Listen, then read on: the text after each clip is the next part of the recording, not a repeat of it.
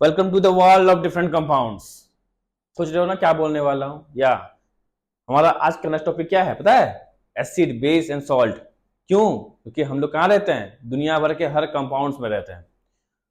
पहली बात बता दूं पहले तुमको, वेलकम टू वीएसए बोलना भूल गया था मैं दोस्त। ठीक है, चलो क्या कह रहा था? इतने सारे कंपाउंड्स हैं, इतने सारे, क्या कहूं मैं, इतने सारे वेराइटी ऑफ केमिकल्स हैं यूज करते हो। मैं उनको क्लासिफाई कर सकता हूं दो तरीके से, या तो एसिड या तो base. We are going to classify all over the compound in this world in terms of two terms, या तो एसिड या तो बेस। ठीक है, और जो बच जाएगा उसे क्या क्या कहेंगे? सॉल्ट कह लेंगे। क्या है? ओके, क्या बक बक कर रहा हूं सोच रहे होगे ना? अरे कुछ नहीं यार, मैं अपना केमिस्ट्री का चैप्टर 2 बोलने वाला हूं। क्या? Acid, base and salt. Okay, देख रहे हो? एसिड, बेस एंड सॉल्ट, हम लोग का नेक्स्ट चैप्टर यही है ना केमिस्ट्री का। ठीक है, ओके। दुनिया भर में जितने भी कंपाउंड्स हैं, जितने भी, ठीक है, यदि हम उसको क्लासिफाई करते हैं इन terms of in terms of their property, छोटे मोटे प्रॉपर्टी हो, बड़े प्रॉपर्टी हो, बट हाँ, जब हम उनको क्लासिफाई करेंगे हम उसको किस पे लेके जाएंगे? या तो एसिड बोलेंगे या तो बेस बोलेंगे। ठीक है, कुछ बच जाएगा तो उसे क्या कहेंगे? सॉल्ट कहेंगे। कैसे? क्यों? क्यों क्लासिफाई किए? काहे के लिए क्लासिफाई कर रहे हो यार? कुछ तो रीजन होगा ना क्लासिफाई करने का। क्लासिफाई करने का रीजन है, तभी तो हम उसको यूज कर पाएंगे। जहां पर समझ लो तुम्हारे पेट में गुड़गुड़ी हो रही है, गुड़गुड़ी होती है ना, खा लिए कभी चिकन मटन, दोस्त ने पार्टी दे दिया, हाँ या ना, बर्थडे पार्टी, बंक मार के जाते हो जो कोचिंग छोड़ के, तभी तुम उसे पढ़ रहे हो। बंक नहीं मार के तो पढ़ लेते तो यहाँ क्यों आते? हाँ या ना, ऑब्वियस बात है यार, हाँ क्या नहीं? बंक मार के जो तुम चना चबाने जाते हो, जो चिकन चिकन लॉलीपॉप खा लेते हो, पेट में एसिडिटी गुड़गुड़ी हो जाती है, उसके बाद मम्मी से क्या बोलते हो? मम्मी यार हमको इनो दे दे। इनो में क्या होता है? बेस। इनो में क्या होता है? बेस। जब वो बेस तुम पी लेते हो, पेट शांत। समझ लो तुम्हें पता नहीं होता कि ये क्या है, इनो क्या है, और तुम पी गए। ठीक है, तो क्या होता? इनो की जगह पे समझ लो तुमने कहीं किसी एसिड पी लिया, एसिड हुआ है, एसिड पी लिए, फिर क्या होगा? हो गया सर्वनाश। ठीक है, तो बेटा वही हम जिस चीज को कर रहे हैं या पढ़ने वाले हैं, ये डे टू डे लाइफ में बहुत इंपॉर्टेंट है। क्यों? दुनिया का हर चीज जो भी डे टू डे लाइफ में जो भी यूज हो रहा है, वो कहीं ना कहीं एसिड या बेस से रिलेट करता है। ठीक है, चलो तो शुरू करते हैं। एसिड, बेस एंड सॉल्ट हुआ। देखो मैंने क्या कहा था, मैं दुनिया के हर कंपाउंड्स को हुआ क्लासिफाई कर सकता हूं 3 ग्रुप में, या तो एसिड या तो बेस या सॉल्ट। ठीक है, फिर मैंने कहा तुमको कुछ चीज कंपाउंड बनाना है, कोई कंपाउंड को तुम क्रिएट कर रहे हो, तो तुम उसको एसिड में या फिर बेस में बनाओगे। बोलो हाँ। तुमको पता कैसे चलेगा कि ये एसिड है या बेस? हुआ, तुमको पता कैसे चलेगा कि एसिड है या बेस? तो उसके लिए हम क्या यूज करते हैं बेटा? इंडिकेटर। क्या यूज करेंगे? इंडिकेटर। इंडिकेटर का नाम ही है कि ये इंडिकेट करता है क्या, कि कौन सा एसिड है कौन सा बेस है। तो देखो, how you know compound is acid और बेस, कैसे पता चलेगा? Answer will be indicator. बोलो से इंडिकेटर क्या होता है? कुछ नहीं, एक डाय होता है हुआ, और एक सब्सटेंस है जो अपना रंग बदलता है, गिरगिट, है ना, जो अपना रंग बदलता है यार, तुम्हारी नागिन दोस्त, हाँ या ना, बस वही उसी तरह है। ये क्या होता है? इंडिकेटर। इंडिकेटर एक डाय है। क्या है? डाय, जो कि अपना कलर चेंज करता है, जो कि अपना कलर चेंज करता है। कब? जब हम उसको किसी एसिड में या किसी बेस में डालते हैं। ठीक है, जब रंग, उन रंगों के चेंजेस से हम बोल सकते हैं कि ये बेटा ये जो कंपाउंड तुम यूज कर रहे हो ये एसिड है या फिर बेस है। ठीक है, समझ में आया? चलो अब क्या पढ़ने वाले हैं, आप समझेंगे कि इंडिकेटर जो होते हैं ये कितने टाइप्स के होते हैं, कैसे होते हैं। ठीक है, देखो जब तुम एनसीईआरटी खोलोगे या जो भी तुम रेफरेंस बुक खोलते हो, उस पे दो नाम होता है, या तो नेचुरल इंडिकेटर, एक होता है सिंथेटिक इंडिकेटर्स। बाद में तुम पढ़ते हो ऑल्फैक्टरी इंडिकेटर्स, समझ लो तुम एस्टान पढ़ रहे हो या एनसीईआरटी, तो उस पर बहुत बाद में आके आता है यूनिवर्सल इंडिकेटर, पर मैं नहीं, मैं एक साथ इंडिकेटर को, मेरा वे ऑफ टीचिंग में ऐसा होता है कि मैं इंडिकेटर्स जितने भी हैं उसको पहले ही समझा देता हूँ, बाद में नहीं समझाता। ठीक है, देख लो, तो स्कूल में पढ़े भी होगे कि यूनिवर्सल इंडिकेटर को बाद में पढ़ाया जाता है, बट नहीं, मैं अभी समझा दूंगा। ठीक है, देखो मैंने कहा यार इंडिकेटर का काम ही तो है इंडिकेट करना, क्या कि कौन सा एसिड है कौन सा बेस। ओके, मैं तुमको 4 इंडिकेटर में इसको क्लासिफाई करता हूं। एक होते हैं नेचुरल इंडिकेटर, एक होता है नेचुरल इंडिकेटर, ठीक है, एक होता है सिंथेटिक इंडिकेटर, ठीक है, एक होता है olfactory indicator, olfactory indicator, okay, और एक होता है बेटा क्या, यूनिवर्सल इंडिकेटर, यूनिवर्सल इंडिकेटर। ये चारों के चारों में कुछ ना कुछ चेंजेस आएगा। ठीक है, रंगों में चेंजेस 1, 2 और ये 3 में आता है। ठीक है, रंगों में चेंजेस, बट स्मेल में चेंजेस जो आएगा है बेटा ऑल्फैक्टरी में आता है। ऑल का मतलब ये होता है ऑर्डर मतलब क्या, खुशबू। ठीक है, तो इंडिकेटर्स को मैं 4 में डिवाइड करता हूं, कौन कौन से, natural, synthetic, olfactory, universal indicator. जो नेचुरल इंडिकेटर होता है वो हमें नेचर से मिलता है, जैसे कि लिटमस पेपर। सर ये कहां से मिलता है, हाँ एक पेड़ है, लाइचन बोलो तुम्हारी मर्जी, तुम्हारे प्रोनाउंसिएशन के हिसाब से तुम अपना बोल देना, मैं बस स्पेलिंग लिख देता हूं LITCHEN। एक पौधा है, इससे बनता है। तो एक काम कर सकते हैं, इसे 2 टाइप्स, या तो इस लिटमस जो हो रहा है इसका एक सॉल्यूशन भी बना सकते हैं, या पे पेपर, हम लोग पढ़ते हैं पेपर को लेते हैं, चलो पेपर से हम लोग टेस्ट करने वाले हैं एसिड या बेस। नेचुरल इंडिकेटर में पहला होता है लिटमस पेपर, ठीक है, सेकंड होता है हल्दी, टर्मरिक, हाँ इसमें टर्मरिक, ठीक है, एक होता है रेड कैबेज एक्सट्रैक्ट। ये तीनों होते हैं, litmus, turmeric, red cabbage extract, ये तीनों होते हैं नेचुरल इंडिकेटर। ठीक है, सिंथेटिक में आता है 2 नाम, एक होता है फेनोप्थेलिन, एक नाम होता है मिथाइल ऑरेंज। ठीक है, ये अपना रंग बदलेंगे, कैसे रंग बदलेंगे नेक्स्ट स्लाइड में समझाऊंगा। यूनिवर्सल इंडिकेटर क्या होता है बेटा, बहुत सारे इंडिकेटर्स का मिक्सचर, जिससे बहुत सारे रंग होते हैं। इससे इन दोनों से हम ये जान सकते हैं कि ये कोई कंपाउंड एसिड है या फिर बेस है, पर कितना ज्यादा स्ट्रॉन्ग एसिड है कितना ज्यादा स्ट्रॉन्ग बेस है, ये दोनों इंडिकेटर हमको समझा नहीं सकते। ये बस एक ही इंडिकेटर है, यूनिवर्सल इंडिकेटर ही है जो हमारे स्ट्रेंथ ऑफ द एसिड और बेस को समझा सकता है। कैसे सर, रंग, अभी तो कहा था रंग बदलने के चक्कर में, कैसे चक्कर में सर, बहुत सारे रंग्स होते हैं, मतलब बहुत सारे कलर होते हैं, किस पे, एक स्केल होता है, समझ लो एक स्केल है ऐसे जो बहुत सारे पार्ट्स में डिवाइड है, ऐसे कितने पार्ट्स पता है, 14 पार्ट्स में डिवाइड होता है, 14 पार्ट्स, या फिर मैं ये यूं कहूं कि ये 14 कलर्स में डिवाइड होता है। 14 कलर्स, सारे जो 14 कलर्स होते हैं वो 14 कलर्स एसिड एंड बेस के स्ट्रेंथ को शो करते हैं। आगे पढ़ेंगे, वेट करो, बस समझ जाओ कि यूनिवर्सल इंडिकेटर एक स्केल को शो कराता है जिसे पीएच स्केल कहेंगे आगे जाकर। ये पीएच स्केल 14 पार्ट से डिवाइड होता है। अरे तुमने देखा होगा यार, कौन सा एडवर्टाइज था वो, फेयर एंड लवली वाला, देखियो फेयर एंड लवली वाला, एक लड़की आती है, एक स्केल लेके आती है, चेक करती रहती है मैं कितनी गोरी तुम कितना काला, बेसिस्ट, बहुत घटिया चीजें हुआ, मत यूज किया करो वो सब चीजें। ओके, उसमें देखा वो एक स्केल होता है, नापते हैं कि देखो कितने में टैन हो गई हूँ, कितने में गोरी हो गई हूँ, साबुन लगा लो तुम गोरे हो जाओगे, हा बकवास करते रहते हैं लोग आके, है ना। तो बस इसी तरह एक स्केल होता है, पीएच स्केल 14 पार्ट्स में डिवाइड होता है, जो 14 रंग से बने होते हैं, किसी हर रंग अलग अलग स्ट्रेंथ को शो करता है। आगे पढ़ेंगे, अच्छे से एक्सप्लेन करूंगा। ऑल्फैक्टरी क्या होता है, जिसका स्मेल ही चेंज हो जाए, पता है, जिसका स्मेल ही चेंज हो जाए, जैसे कि ओनियन हो गया, ओके, ओनियन जी, ओनियन। वाह। एक होता है वेनिला एक्सट्रैक्ट, ये क्या होता है? ये पता है जैसे ही तुम उसको बेस में डालोगे, ओनियन कभी देखो प्याज की तरह, हमारे यहाँ प्याज कहते हैं, ठीक है।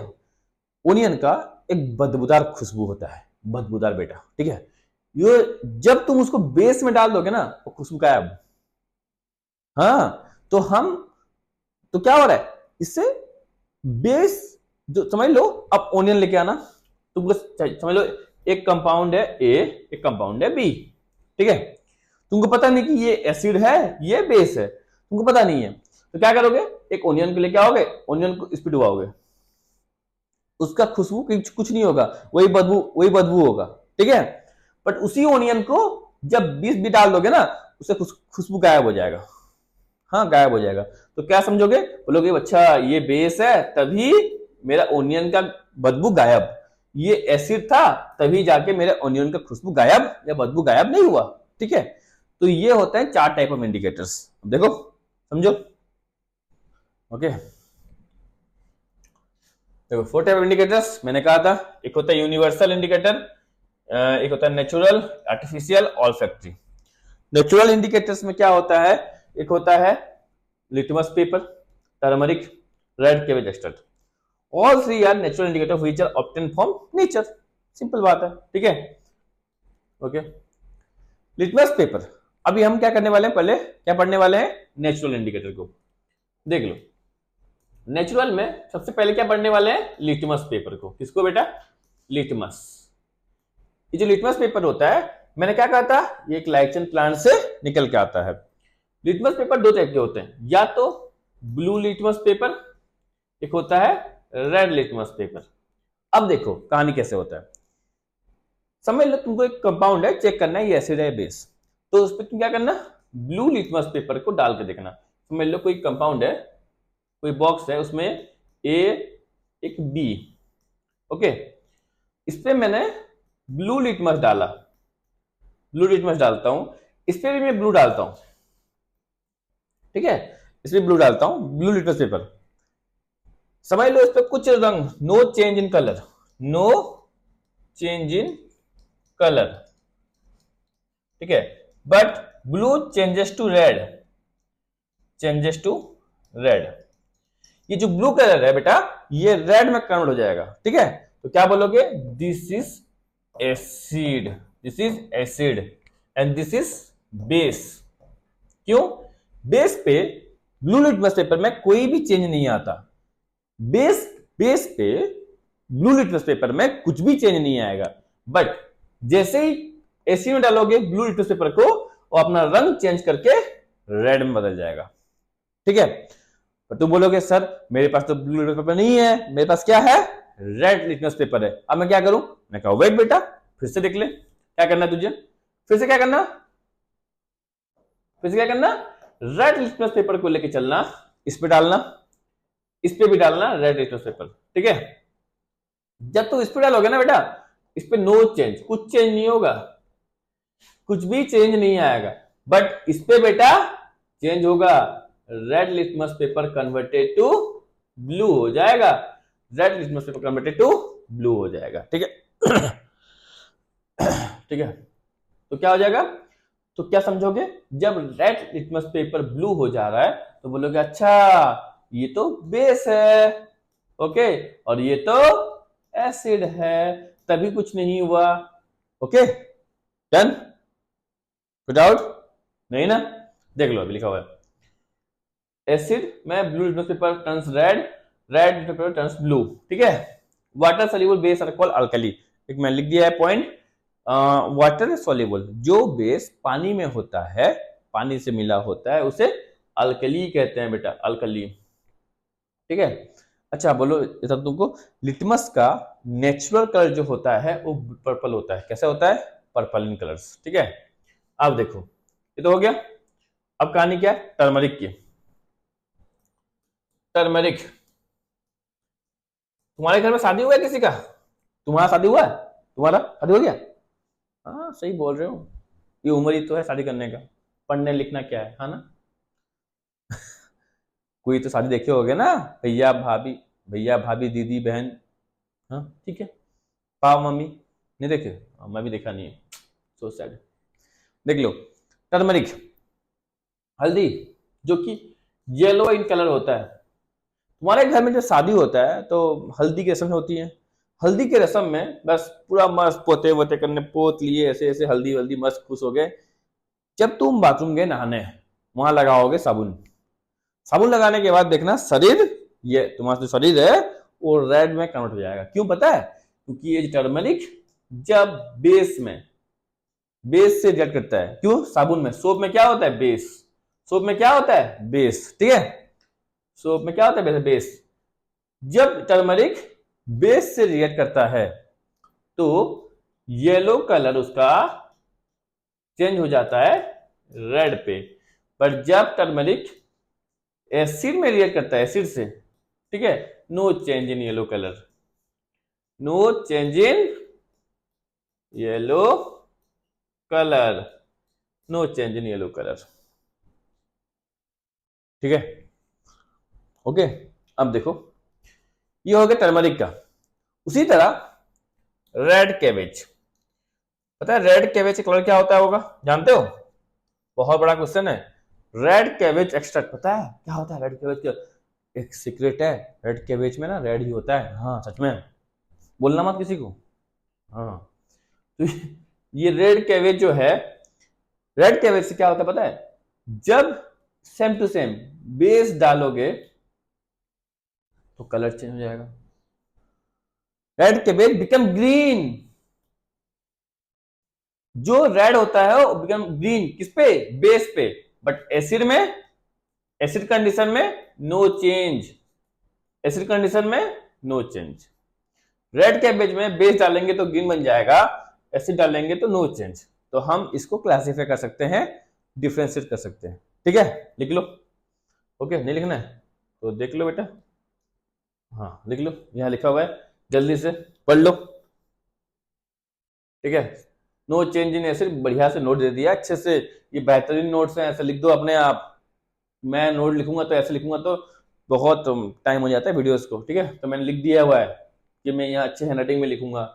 तो मैंने तुमको तुम्हारे लिए नोट्स भी बना दिए हैं अच्छे से, जैसे मैं लिखा हूं, जो स्टाइल मैंने किया है तुम भी अपने लिए सेम टू सेम स्टाइल कर लो। खत्म हो गया। चलो अब क्या पढ़ने वाले हैं? नेचुरल वाला खत्म। अब पढ़ने वाले हैं सिंथेटिक इंडिकेटर। ठीक है, देख लो, सिंथेटिक इंडिकेटर क्या होते हैं? एक होता है मिथाइल ऑरेंज, एक होता है फिनोप्थेलिन। मिथाइल ऑरेंज होता ही ऑरेंज है बेटा, मिथाइल ऑरेंज होता ही ऑरेंज है। ठीक है, तो मिथाइल ऑरेंज क्या होता है पता है? मिथाइल ऑरेंज जो कि ऑरेंज कलर का होता है, इसको हम खुद, इंसानों ने खुद बनाया हुआ है। ठीक है, स्पेशल डाई होता है ये। तो क्या होगा, ये बेचारा जब एसिड में डलता है, एसिड में, तो उसका ऑरेंज कलर जो होता है वो converted to red, orange become red acid में। बट वही बेस में क्या होता है? येलो। क्या हो जाएगा बेटा? येलो। एसिड में रेड, बेस में येलो। बट वही फिनोप्थेलिन, फिनोप्थेलिन जी, फिनोप्थेलिन क्या करता है? एसिड में कुछ भी नहीं होता, कलरलेस, नो कलरलेस हुआ। वो पहले से कलरलेस होता है, एसिड में भी कलरलेस। बेस में क्या होता है बेटा? बेस में पिंक, लड़कियों का फेवरेट, पिंकी पिंकी, पिंकी पिंकी, फेवरेट तुम्हारा लड़कियों का। बेस पिंक, एसिड में कलरलेस, एसिड में ऑरेंज बिकम रेड, बेस में येलो। ठीक है, ये है शॉर्ट तरीका।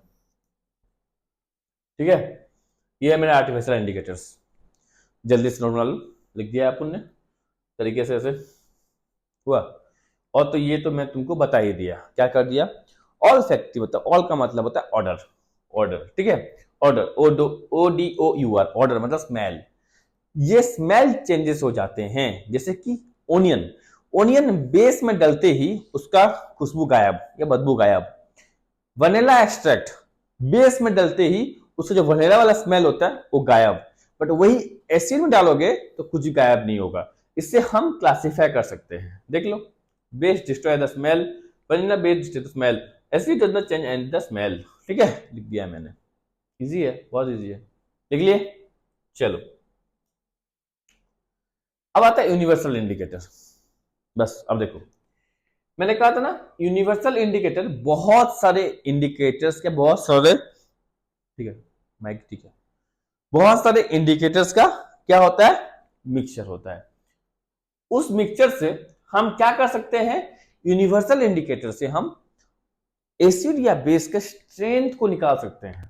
बट वही जो नेचुरल इंडिकेटर थे, सिंथेटिक इंडिकेटर्स में हम उसके स्ट्रेंथ को निकाल नहीं नहीं कर पा रहे थे कि भैया ये स्ट्रेंथ कितना है, उसका कितना कितना स्ट्रॉन्ग एसिड है या वीक एसिड है, या स्ट्रॉन्ग बेस है या वीक बेस है, ये जान पाना मुमकिन नहीं था। तो यूनिवर्सल इंडिकेटर से हमें पता चलता है कि कौन कितना स्ट्रॉन्ग एसिड है, कौन कितना वीक बेस है, by indicating the changing the colours. ठीक है, तो इस पे क्या होता है, ये स्केल 14 ब्लॉक से बना हुआ है, 14 ब्लॉक्स, जो कि नंबर दिया जाता है 1 से लेके 14। ये नंबर क्या होते हैं, इसे पीएच कहते हैं। फ्यूचर में बहुत पढ़ेंगे, उसे 12 में पढ़ोगे, 11 12 में, डोंट वरी। हुआ, ये पीएच 14 तक चलता है, पीएच 14 तक। ओके, बीच में एक पॉइंट आता है जिसे पीएच 7 कहते हैं, दिस इज कॉल्ड न्यूट्रल।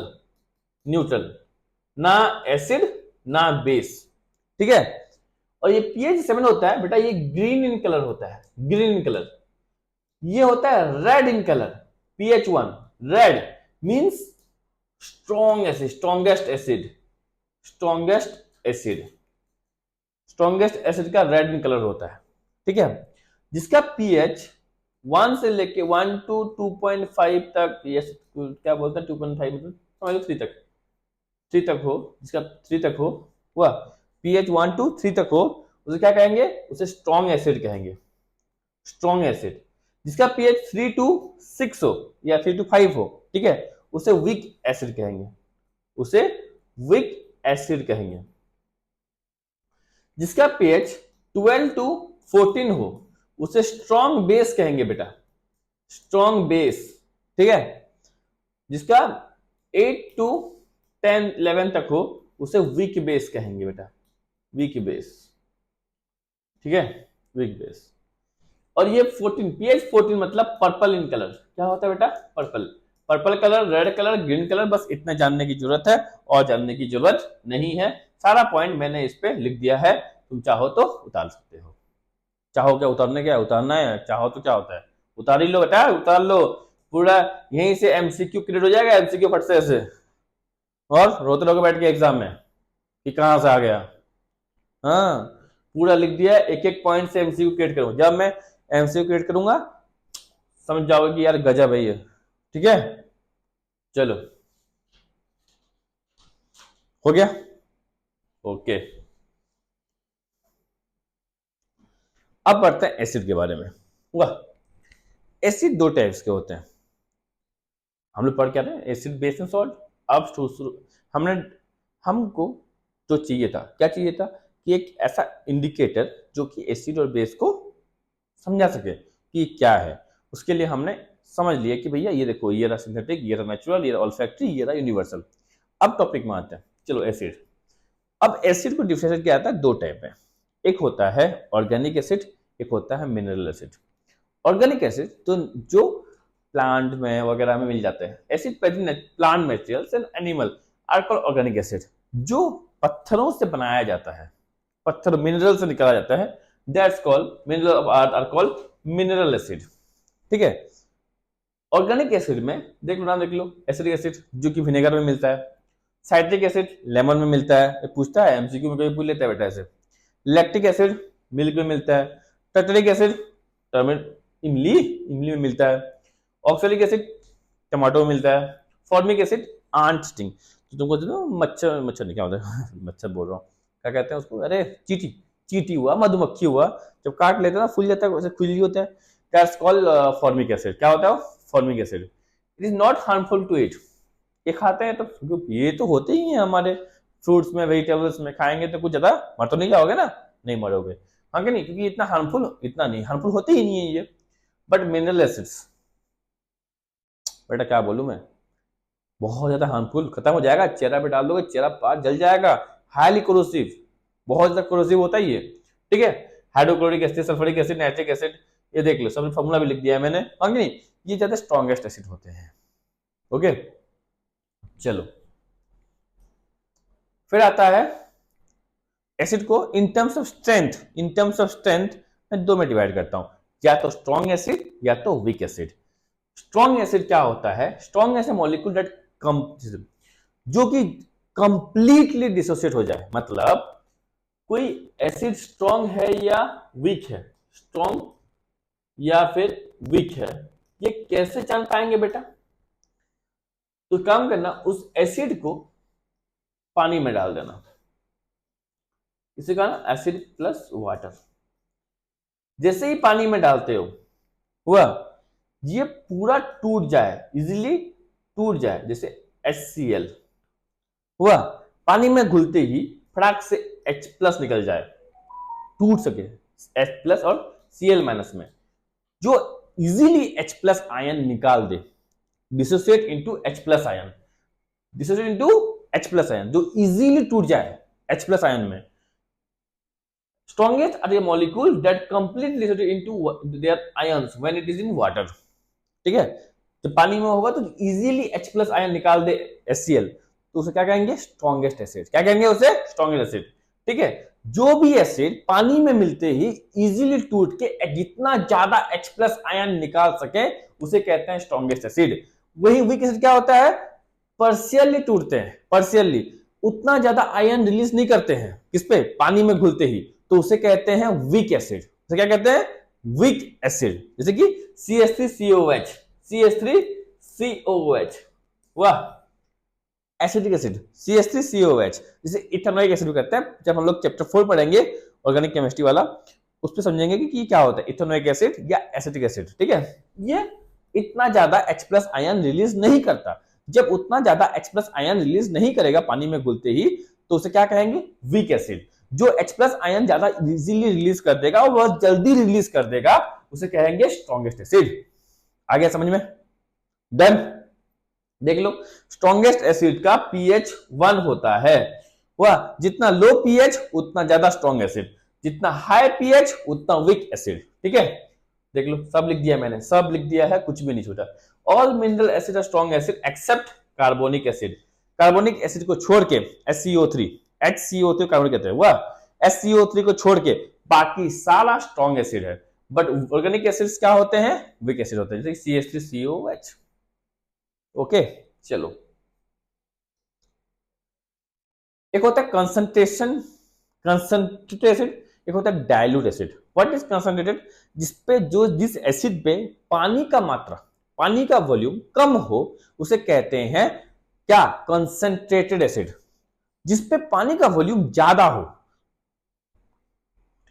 जिसपे पानी का वॉल्यूम ज्यादा हो, उसे क्या कहते हैं? Dilute acid. ठीक है, पानी का वॉल्यूम ज्यादा होना, डाइल्यूटिंग करवाना, दैट्स कॉल्ड डाइल्यूटिंग। क्यों? एसिड के स्ट्रेंथ को कम करना चाहते हो, एसिड के स्ट्रेंथ को, वरना वो ज्यादा कोरोसिव हो जाएगा। ठीक है, तो जो एसिड के स्ट्रेंथ को कम करना होता है तो उसको हम डाइल्यूट करते हैं। क्यों? इससे हम उतना कोरोसिव नहीं होता, उतना ज्यादा बर्न नहीं करने वाला। ठीक है, तो acid which contain minimum possible amount of water is called concentrated acid. जिसपे much more amount of water होता है, that's called diluting acid, diluted acid. ठीक है sir, how can you dilute? Question आता है, क्या एसिड को पानी में डाल देंगे या पानी को एसिड में डालेंगे? Dilution is done by adding acid with water, not by adding water with acid। या जब एसिड में पानी डालोगे ना, इतना ज्यादा ब्लास्ट होगा कि सब तुम्हारे आंखों में गिरेगा। ठीक है, क्योंकि हाईली क्या होता है? एक्सप्लोजिव, हाईली एक्सोथर्मिक रिएक्शन होता है। पढ़ाया था ना, एक्सोथर्मिक, हाईली एक्सोथर्मिक। इसमें क्या होता है?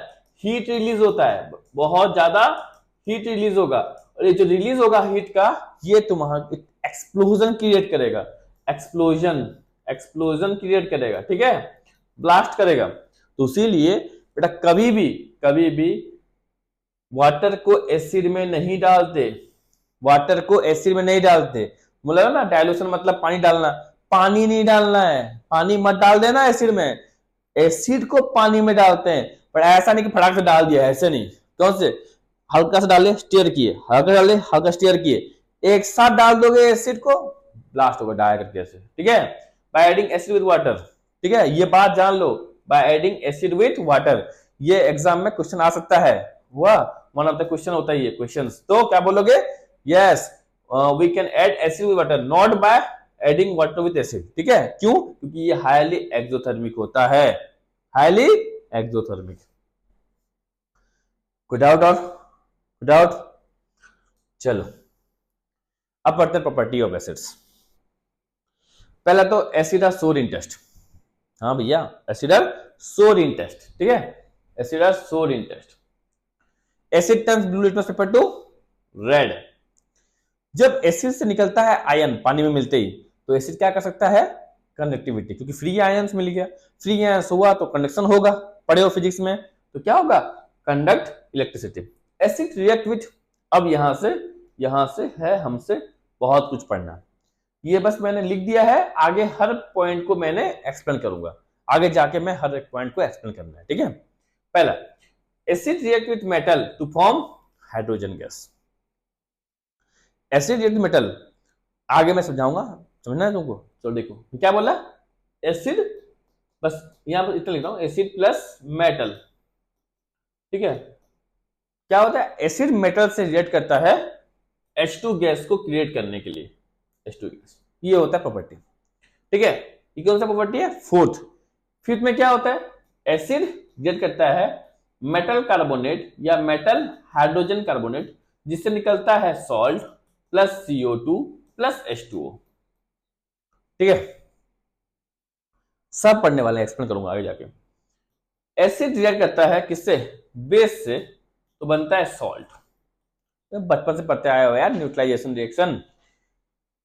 Acid react with metal oxide, acid plus metal oxide, ये भी होता है, हुआ, इससे भी सॉल्ट प्लस वाटर निकलता है, ठीक है। Acid are corrosive in nature, मतलब बंद कर देगा, कहीं पर गिर गया एसिड, तुमको बंद करना होना ही है, बंद तो करेगा ही करेगा, ठीक है। ये सारे पॉइंट्स को मैं एक एक से लेके हर चीज, पॉइंट नंबर 4 से लेके पॉइंट नंबर 7 तक का, इस पे बहुत सारे रिएक्शन आने वाले हैं जो एग्जाम को लेकर बहुत ज्यादा इंपॉर्टेंट है, ये से मैक्सिमम क्वेश्चंस बनने वाले हैं, ठीक है, हर एक पॉइंट को तुमको मैं एक्सप्लेन करता हूं, ठीक है, ओके, चलो थोड़ा पानी वानी पी लो फिर करते हैं,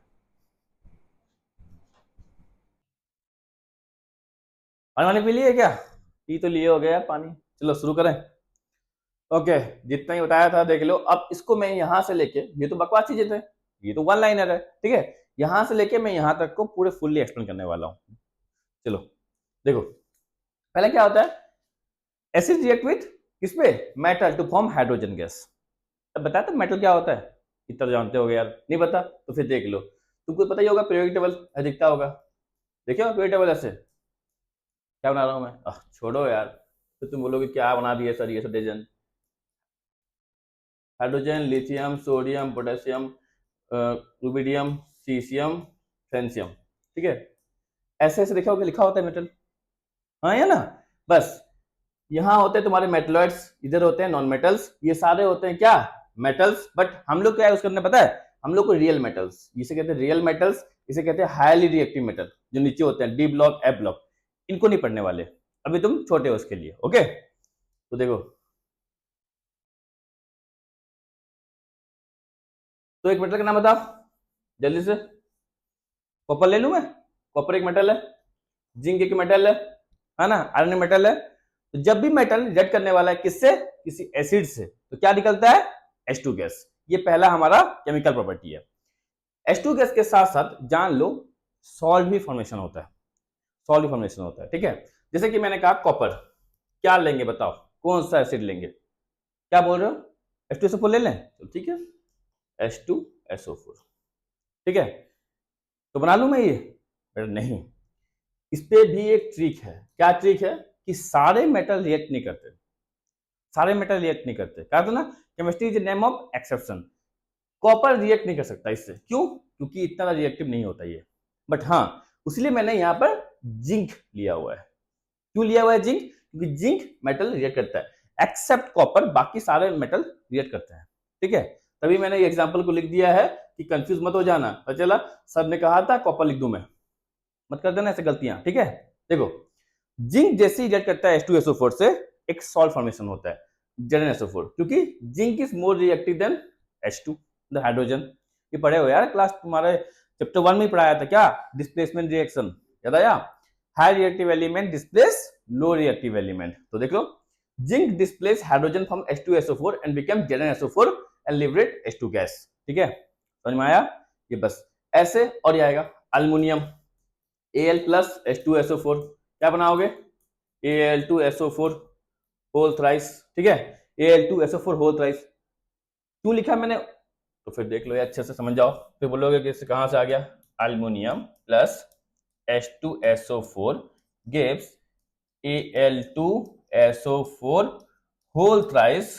ठीक है सर, ऐसा क्यों बन रहा है, क्योंकि बेटा अल्युमिनियम का क्या होता है +3 होता है हुआ, और SO4 का -2 होता है, तो -2 इधर जाता है, +3 इधर जाता है। पता है ना, ये क्लास 10 में पढ़े होगे, क्लास 9 सवाल है ये। ठीक है चलो, तो क्या बना Al2SO4 होल थ्राइस प्लस क्या निकलेगा H2 गैस। ठीक है, H2 gas will not evolve when metal react with nitric acid. ये रहा एक्सेप्शन, मैंने लिख दिया है एक्सेप्शन चीज। ठीक है, मैंने कहा था सारे एसिड से रिएक्ट करने से H2 गैस निकलता है, बट एक एसिड है जो कि HNO3 जिसे नाइट्रिक एसिड कहते हैं। नाइट्रिक एसिड से जब भी मेटल रिएक्ट करता है H2 गैस नहीं निकलता। क्यों नहीं निकलता पता है, क्योंकि HNO3 का एक क्वालिटी है क्या, जो H2 गैस निकलता है उसी को ऑक्सीडाइज कर देता है, खुद रिड्यूस होकर, समझे, खुद रिड्यूस होकर क्या कर देता है, ऑक्सीडाइज कर देता है। HNO3 is a good oxidising agent. ठीक है, बड़े क्लास में पढ़ोगे आने के बाद। तो क्या हुआ, जैसे ही तुम्हारा जिसमें H2 गैस लिबरेट होगा, समझो कि समझा रहा हूं तुमको, ये लिख लिया था ना। ठीक है देखो, मतलब स्टॉप करके बैक करके लिख लेना। HNO3 जैसे ही रिएक्ट होगा किससे, किसी मेटल से, जिंक से। ओके, तो तुम बोलोगे सर ये ZNO3 होना चाहिए प्लस H2 गैस, बट नहीं, ऐसा नहीं हो सकता। क्यों, क्योंकि ये जो HNO3 है ना, ये जो H2 गैस लिबरेट होगा, ये फट से जाके फिर से इससे क्या करना चाहता है, रिएक्ट करना शुरू कर देता है, जिसके वजह से ये NO2 में N2O में कन्वर्ट हो जाता है H2 गैस। ठीक है, और इसी वजह से क्या होता है, देखो यहाँ H2H2O और itself converted to N2O NO HNO3 में निकल आता है। ओके, ये वाला प्रोडक्ट नहीं बन जा सकता। ओके, समझ में आया। तो ये रहा हमारा क्या, एक्सेप्शन। बट देख लो, मैग्नीशियम कहते हैं, Mg मतलब मैग्नीशियम, Mn मतलब मैग्नीज, ये दोनों हल्का हल्का रिएक्ट करते हैं किससे, HNO3 से। ओके, उससे H2 गैस निकलता है, हल्का हल्का रिएक्ट करते हैं, ज्यादा नहीं, ये बात जान लेना। ठीक है, ये रहा एक्सेप्शन, यहां से स्टार मार्क लगा लो। एग्जाम में MCQ में तुमसे सवाल पूछ सकता है वो, या एसेशन रीजन में जान लो, एसेशन रीजन से बनने वाला सवाल होता है 100%। यहां से एसेशन निकला, समझ लो यहीं से कुछ आने वाला है, गारंटी, नो डाउट। ठीक है, चलें आगे। देखो अब ये एक्टिविटी पूछता है कभी कभी, आजकल आ रहा है, लास्ट 2 ईयर से एक्टिविटी पूछे जा रहा है वो। ठीक है, तो एक्टिविटी क्या है, इस एक्टिविटी में क्या होना चाहिए, मुझे शो करवाना है H2 गैस कब, जब कोई मेटल रिएक्ट करता है किससे, किसी एसिड से। तो देख लो, ये मैंने बना दिया, तुम्हारे लिए लिख दिया है, पूरा सेम टू सेम बना के आना, जैसे लिखा है मैंने ऐसे लिख के आना, कोई स्टेप 1 स्टेप लिखने की जरूरत नहीं है। इतना भी लिख के आओगे भूल जाओगे, इतना भी लिख के आओगे तो फुल मार्क्स, नो डाउट। ठीक है, ओके। देखो क्या लिया मैंने, एक टेस्ट ट्यूब लिया है, ठीक है, जिसपे मैंने डाइल्यूट H2SO4 डाला है, उस पर मैंने क्या करता हूँ, थोड़ा सा जिंक ग्रैनुअल्स डालते ही, ठीक है, वहां रिएक्शन स्टार्ट हो जाएगा। जैसे रिएक्शन होगा, यहां से H2 गैस निकला, इसको मैंने ट्रांसफर करवाया, कहां से, ग्लास डिलीवरी ट्यूब से। वो कहां जाएगा, मैंने ये पहले से सोप सोल्यूशन लिया था, सोप सोल्यूशन, ठीक है, बेसिक सोल्यूशन मतलब बेसिक सोल्यूशन लिया हुआ है। और जैसे ही इस पे पहुंचेगा तो क्या करेगा, ये गैस जो निकलेगा कहां थे, H2 गैस निकल के गया, यहां से बुलबुला निकलना शुरू होगा, बुलबुला, और बुलबुला जैसे ऊपर जाएगा, उस पर हम क्या करेंगे, एक कैंडल, बर्निंग कैंडल लेके आएंगे उसके पास, तो पपिंग साउंड आता है, पप साउंड, पपिंग साउंड कहते हैं। केमिस्ट्री में पॉपिंग साउंड का मतलब होता है प्रेजेंस ऑफ H2 गैस। तुम्हारे स्कूल के टीचर्स तुमको लैब में लेके जाएंगे तो वहां पूछना पॉपिंग साउंड का मतलब होता है एग्जिस्टेंस ऑफ H2 गैस। ठीक है। ब्रिक इफरवेंस, एक नाम सुन लो, ब्रिक इफरवेंस, ये नाम कहीं आता है तो समझ लेना प्रेजेंस ऑफ CO2 गैस। ठीक है। पंजेंट स्मेल तो समझ जाना SO2 गैस। ये केमिस्ट्री लैब में बताया जाता है टीचर द्वारा। ठीक है, तो समझ में आया। तो ये रिएक्शन जो मैंने समझाया उसको मैंने इंग्लिश पे लिख के दिया हुआ है, बस आपको अच्छे से आता है, एक बार पढ़ लो, सेम टू सेम चीज है, बस मैंने इसको लिख दिया है इंग्लिश पे। हो गया, बस स्क्रीनशॉट ले लो या समझ लो, तुम्हारे अपने लैंग्वेज पे लिख लो, बस खत्म, इतना ही करना है। ओके यार, लिपा पोती तो करते हो ना एग्जाम में, फर्रे भी तो भरना है तुमको, है ना, तो फर्रे भरने में काम आता है बेटा। इसको चाहो तो डिजाइन कर लेना, स्टेप 1, मेरे क्लास में लड़कियां हुआ करती थी टॉपर जो आगे बैठती थी, मुझे पता है, ऐसे स्टेप 1, स्टेप 2, स्टेप 3 ऐसे क्या करती थी। ठीक है, और मस्त मार्क्स लाती थी बोर्ड में, अब पता नहीं कहाँ है। ठीक है तो तुम लोग भी ऐसे फर्रे लिखना है तो ऐसे स्टेप 1, स्टेप 2, स्टेप 3 लिख लेना, एक्टिविटी को सुंदर लगता है। क्या होता है, आई कैचर होता है, एग्जामिनर के लिए आई कैचर होता है। ठीक है, चलो, where curds and other sour foodstuff such as vinegar, lemon juice and orange juice etc. should not be kept in the metal vessel। क्यों बताओ। इस सवाल मैंने आंसर लिखा नहीं है, स्पेस छोड़ दिया जानबूझ के तुम्हारे लिए। मैं आंसर लिख दूंगा तो पता है फट से तुम मुझे पढ़ के सुन बोल दोगे मुझे कमेंट में, बट ऐसा नहीं, तो दिमाग लगाओ। ये क्वेश्चन प्रीवियस स्लाइड से है, ये क्वेश्चन प्रीवियस स्लाइड से है, इसी से है। ठीक है,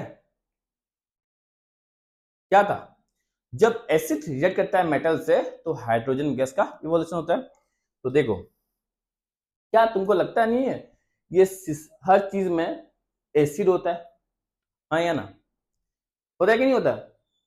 जब इस पे एसिड होगा और हम लोग किसी मेटल स्टफ पे रखेंगे, मेटल मतलब मेटल, हाँ किसी मेटल कटोरी पे रखोगे मेटल वाला, तो वहां रिएक्शन होगा कि नहीं होगा, हाँ या ना, रिएक्शन हो जाएगा। उस रिएक्शन को बचने के लिए, उस रिएक्शन से बचने के लिए हम चाहते हैं कि मेटल वेसल में ना रखें।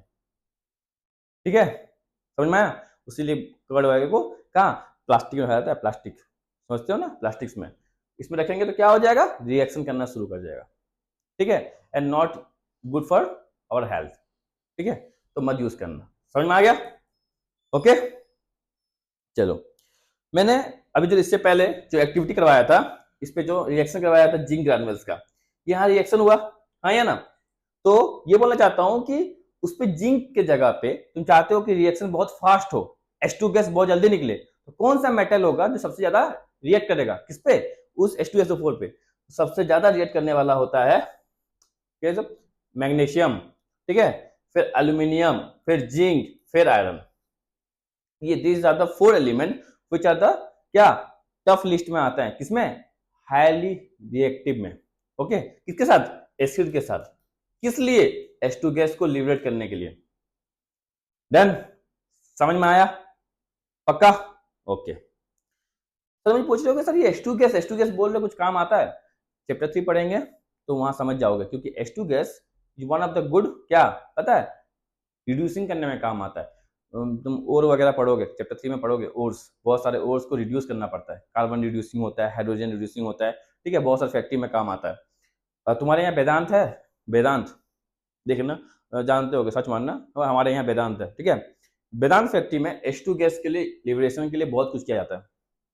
क्यों, वेदांत एक अल्युमिनियम ओर से निकले, मतलब स्टील वगैरह अल्युमिनियम बनाता है। ठीक है, तो वहां से वो ओर को क्या करता है, रिड्यूस करता है, तो रिड्यूसिंग के लिए H2 गैस यूज करता है। ठीक है, चेक करना। ओके, वेदांत एक फैक्ट्री का नाम है, भूषण वेदांत। हमारे यहाँ है, तुम्हारे यहाँ क्या है देख लेना, जो मेटल्स को अपने ओर से एक्सट्रैक्ट करके कुछ मेटल वगैरह निकालते हैं, या एलॉय वगैरह। ठीक है, चलो, in case of copper no gas is evolve. हमने कहा था ना, पहले से दिया था मैंने तुमको एग्जांपल दिया था कॉपर का, मैंने क्या बताओ आंसर क्या होने वाला है, तो मैंने क्या कहा था कि रिएक्शन नहीं करने वाला, क्योंकि देयर इज ऑलवेज एक्सेप्शन। ठीक है, अब पहली बात तो एक्सेप्शन नहीं होना चाहिए, समझ जाना कि copper is less reactive than hydrogen. Simple बात है यार, इन डिस्प्लेसमेंट रिएक्शन होने पड़े ही तो है कि कॉपर जो चीज हाईली रिएक्टिव होता है वही रिड्यूस करता है। रिएक्टिविटी सीरीज में हाइड्रोजन से नीचे आता है, ऑब्वियसली तो क्या करेगा, तो कॉपर इसको डिस्प्लेस नहीं कर पाएगा हाइड्रोजन को, जिसकी वजह से क्या होगा, रिएक्शन नहीं होगा। जब रिएक्शन नहीं होगा तो गैस नहीं निकलेगा, खत्म, सिंपल सी बात है ना। चलो सेकेंड प्रॉपर्टी, या सॉरी फिफ्थ प्रॉपर्टी मेरे लिए second. Okay, acid react with metal carbonate and metal hydrogen carbonate. पहली बात तो कार्बोनेट जानते हो क्या होता है, नहीं पता तो देख लो, CO3 this is called carbonate, हुआ HCO3 this is called hydrogen carbonate. Okay, CO3 and HCO3 this is called hydrogen carbonate, this is called carbonate.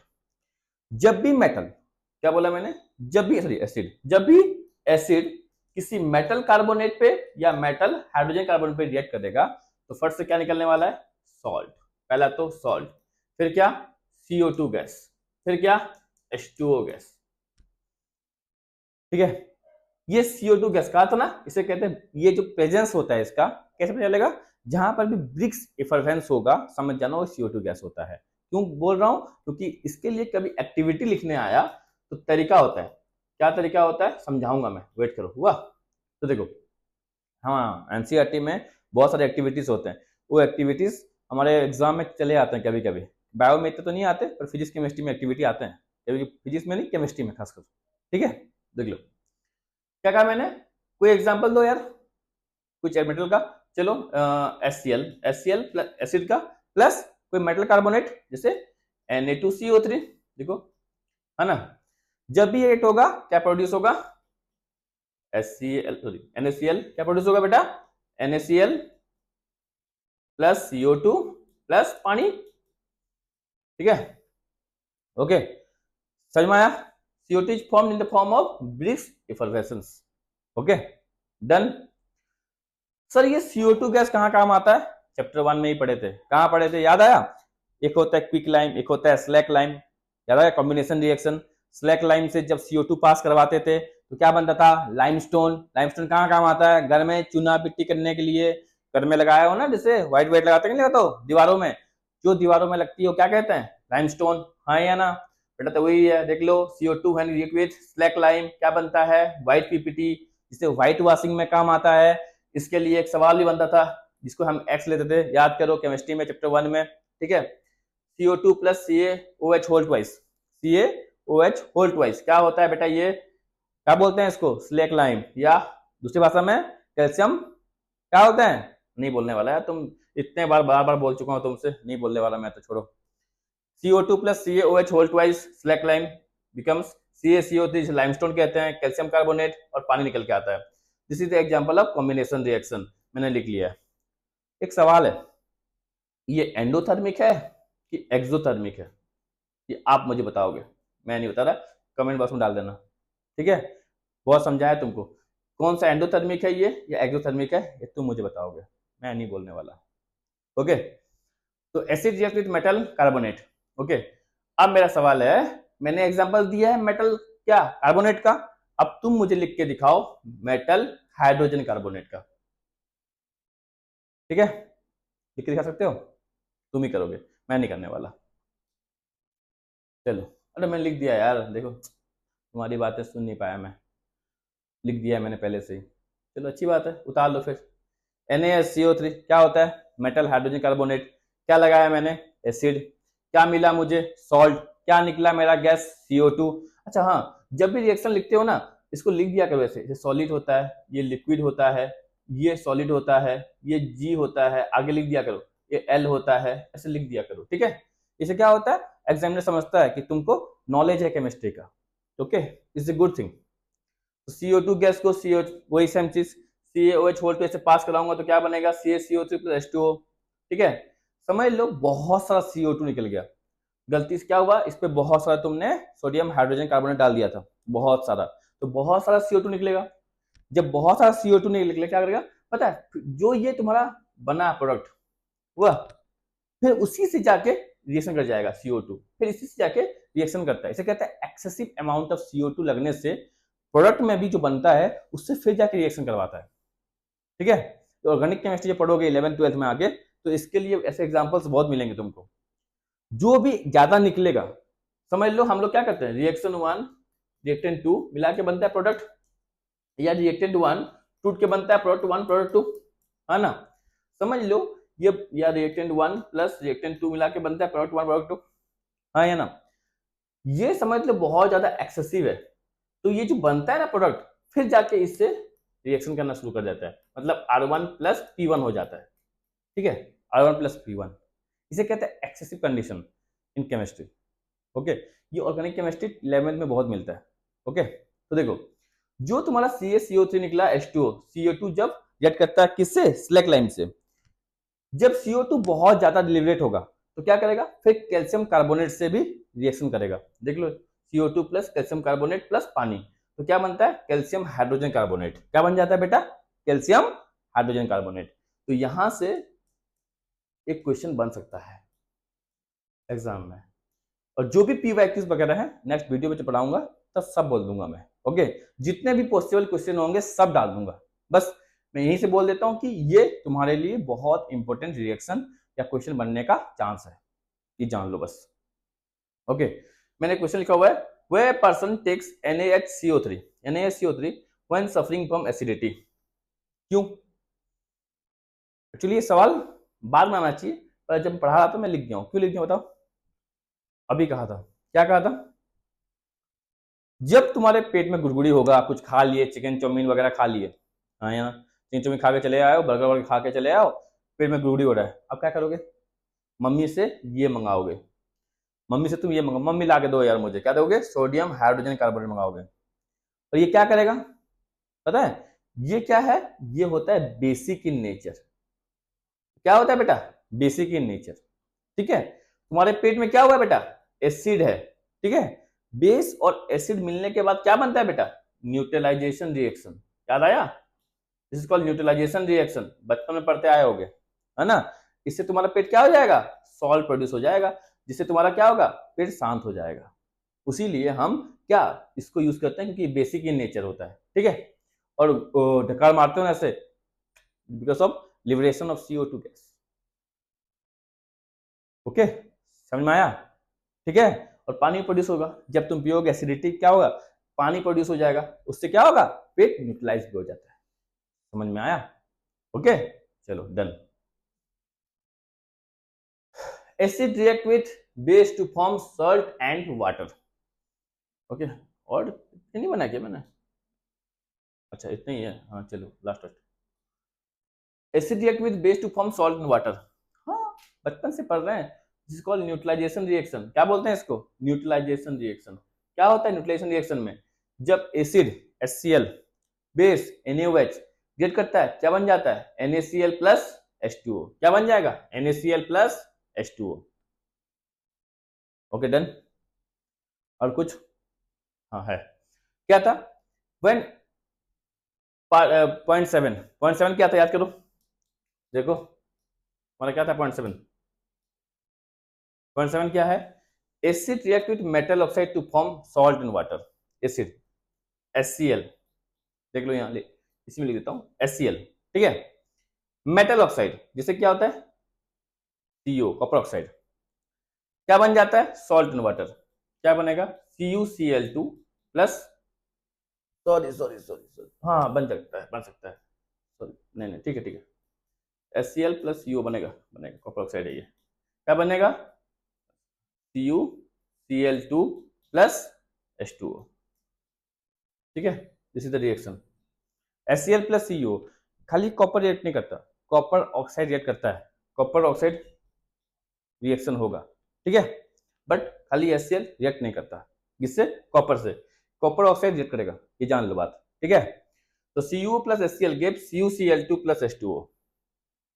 Okay, ये रहा, तुम चाहो तो कुछ और ले लो यार, Na2 लिख लो, हुआ क्या, HCl प्लस Na2O ले लो, इसी बन जाएगा, क्या बन जाएगा, NaCl प्लस H2O। हुआ, ये रहा acid react with metal oxide to form salt and water. Last point क्या है, एसिड है कोरोसिव इन नेचर। एक काम करना, कोई तुम्हारा दुश्मन है नहीं है तो बना लो, आज जाके घर में कोई पड़ोसी को, जो आंटी चुगली करती रहती है, आके क्या करना, उसको गिफ्ट में एसिड डालना, दे देना, मत करना मजाक कर रहा हूँ, पता चला तुम्हारे नाम पे क्राइम हो गया, मैं फंस जाऊंगा। ठीक है, ये सब मत कर जाना। ओके, क्योंकि एसिड बहुत ज्यादा कोरोसिव इन नेचर होता है। जिस पॉइंट पे गिरेगा, जिस स्किन में गिरेगा, कौन सा कंसंट्रेटेड एसिड हुआ, वो इतना कोरोसिव होगा कि उसको बर्न करना शुरू कर देता है। ओके, बहुत बर्निंग होता है, जल जाता है। सुने होगे एसिड के केस तो इतने निकलते हैं देश भर में, हाँ या ना। तो एसिड सब corrosive in nature, highly exothermic in nature, बहुत सारे हीट निकलते हैं जैसा होता है। ठीक है, समझ में आया? ये सारे जितने भी प्रॉपर्टीज थे, पूरे आठों के आठों प्रॉपर्टीज मैं पूरे अच्छे से एक्सप्लेन कर चुका हूं। ओके, नोट वगैरह अच्छे से बना लो। ठीक है, आज के वीडियोस में इतना। नेक्स्ट वीडियो में क्या पढ़ने वाले हैं? बेस और कौन सा? सॉल्ट। ठीक है, थैंकिंग यू, योर्स ओबीडियंटली।